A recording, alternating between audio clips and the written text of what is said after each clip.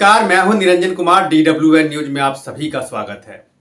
दिल्ली में 27 साल के बाद बीजेपी सरकार बनाने के लिए जा रही है। इसके लिए बाकायदा डेट का अनाउंसमेंट हो गया है कि कब दिल्ली में नई सरकार का गठन होगा, कौन मुख्यमंत्री होंगे और कैबिनेट में कितने लोग शामिल होंगे। इन सब को लेकर के जो है अब चीजें साफ हो गई है। सबसे पहले मैं आपको ये बता दूं कि दिल्ली में आज जो है विधायक दल की बैठक होगी और इसी विधायक दल की बैठक में नेता चुन लिया जाएगा। मतलब ये साफ है कि कौन मुख्यमंत्री बनेगा उस चेहरे पर मुहर लग जाएगी।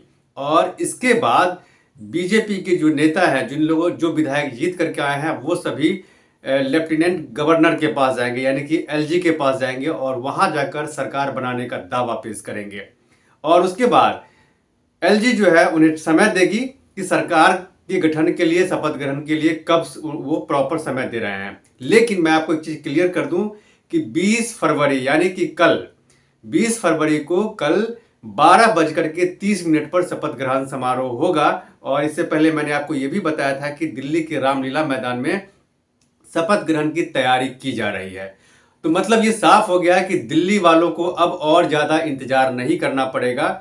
दिल्ली में नई सरकार का गठन 20 फरवरी को यानी कि कल होना है और इसके लिए आज जो है विधायक दल की बैठक होगी और इस बैठक में ये नेता चुन लिया जाएगा कि कौन दिल्ली का अगला मुख्यमंत्री होगा।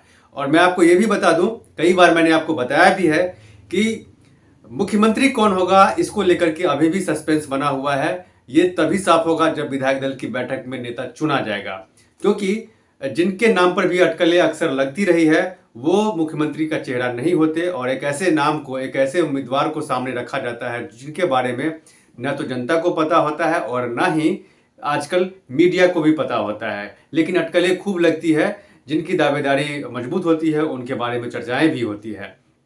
तो अब आपको ज़्यादा इंतजार नहीं करना पड़ेगा। कल सुबह 10 बजे रामलीला मैदान में लोगों को पहुंचना है और इसके लिए बाकायदा 12:30 बजे शपथ ग्रहण समारोह होगा। और इस शपथ ग्रहण समारोह को भव्य बनाने के लिए बीजेपी पूरी जोर शोर से मेहनत कर रही है। रामलीला मैदान को तैयार किया जा रहा है, इसके लिए पंडाल लगाए जा रहे हैं और ये उम्मीद की जा रही है कि कम से कम इस शपथ ग्रहण समारोह में 1 लाख से ज़्यादा लोग आएंगे। अब 1 लाख से ज़्यादा लोग जो आएंगे वो कौन कौन होंगे ये भी जानना जरूरी है। सबसे पहले मैं आपको बता दूं कि प्रधानमंत्री नरेंद्र मोदी के साथ केंद्रीय कैबिनेट के तमाम बड़े चेहरे होंगे और इसके बाद NDA शासित राज्यों के मुख्यमंत्री होंगे, उप मुख्यमंत्री होंगे, बीजेपी शासित राज्यों के मुख्यमंत्री होंगे, उप मुख्यमंत्री होंगे, ये सारे लोग होंगे। इसके साथ साथ बॉलीवुड को लेकर के भी खबरें आई हैं कि बॉलीवुड से भी कई हस्तियों को बुलाया जा रहा है। इसके साथ साथ बड़े जो विद्वान हैं उन्हें भी बुलाया जा रहा है। खास करके अगर हम बात करें धर्म के क्षेत्र में, तो यहाँ पर भी लोगों को बुलाया जा रहा है। तब देखना यह है कि ये लोग कौन कौन लोग होंगे जिन्हें बुलाया जाएगा, क्योंकि इस समारोह को भव्य बनाना है और इसी को लेकर के बीजेपी जो है खास तैयारी कर रही है। अभी ये भी खबरें आई है कि कम से कम 50 से ज़्यादा फिल्म के स्टार होंगे, जाने माने उद्योगपति होंगे। इसके बाद बाबा रामदेव, स्वामी चिदानंद, बाबा बागेश्वर, धीरेन्द्र शास्त्री होंगे। कई देशों के राजनयिक को भी यानी कि एम्बेसडर को भी बुलाने की बात हुई है। इसके साथ साथ दिल्ली के किसान को भी शिरकत करने की बात हुई है कि ये भी शामिल हो सकते हैं। और आम आदमी जो हैं, जो लाभार्थी हैं, जिनको केंद्र सरकार से लाभ मिला है, उन्हें भी बुलाने की पूरी संभावना है कि जिनको प्रधानमंत्री नरेंद्र मोदी ने मकान दिया है और बहुत सारे जो लाभ मिले हैं उनको बुलाया जाएगा। तो कम से कम जो है 1 लाख से ज़्यादा लोगों को आने की संभावना है। इसके साथ साथ आपको ये भी बता दूं कि जो लाडली बहना है ना, उन्हें भी बुलाया जाएगा। जिनको जो पहले से लाभार्थी रहे हैं अलग अलग स्टेट में, उन्हें भी बुलाया जाने की बात हुई है। इसके लिए देखिए कम से कम जो है मतलब पूरे रामलीला मैदान को भव्य बनाया जा रहा है। रामलीला मैदान बहुत दूर में है और ये कई सारी इससे पहले भी कई सारे शपथ ग्रहण हुए हैं, चाहे अरविंद केजरीवाल के शपथ ग्रहण हुए हो या इससे पहले कई सारे आंदोलन हुए हो, इसका साक्षी रहा है दिल्ली का रामलीला मैदान। तो देखना यही है कि क्या क्या होता है। इन सारी चीज़ों पर मेरी नज़रें बनी हुई है। लेकिन सबसे पहले आपको ये भी बताना ज़रूरी है कि ये जो है दिल्ली में बीजेपी 5 फरवरी को वोटिंग हुआ था और 8 फरवरी को नतीजे जब आए थे तो बीजेपी दिल्ली की 70 विधानसभा में से 48 विधानसभा सीट पर जीत करके आई थी और सरकार बनाने के लिए सिर्फ और सिर्फ जो है 36 सीटों की जरूरत होती है। तो कुल मिलाकर के ये देखिए कि जो बीजेपी के पास पूरी बहुमत है और इस बहुमत के साथ बीजेपी अब सरकार बनाने जा रही है।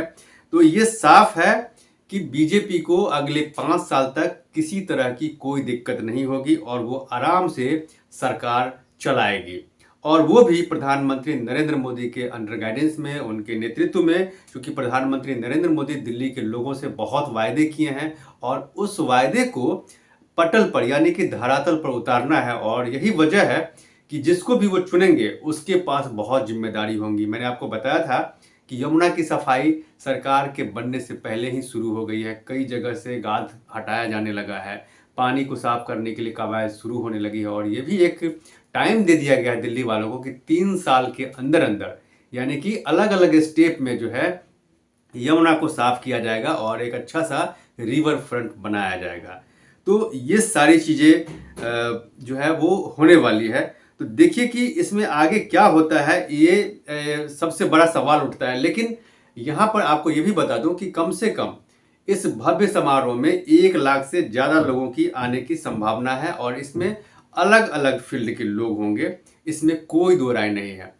खास करके आज जो जब बैठक होगी, बीजेपी विधायक दल की बैठक होगी, इसमें जो है इस विधायक दल की बैठक में ही नेता चुना जाना है और ये साफ हो गया है कि कौन कौन से मंत्री बनेंगे। हालांकि उनके नाम का भी खुलासा नहीं हुआ है, कौन कौन से मंत्री बनेंगे। मैंने आपको बताया था कि 6 मंत्री दिल्ली में बनते हैं और यही वजह है कि 6 मंत्री को भी चुन लिया गया है कि किसको कैबिनेट में जगह देनी है, मुख्यमंत्री कौन होगा और इसके साथ साथ स्पीकर और डिप्टी स्पीकर कौन होंगे, इस पर भी बात फाइनल हो गई है। तो वो आज जब विधायक दल की बैठक होगी और उसमें दिल्ली का नेता चुना जाएगा तो उसके बाद बाकी चीजें भी साफ हो जाएगी।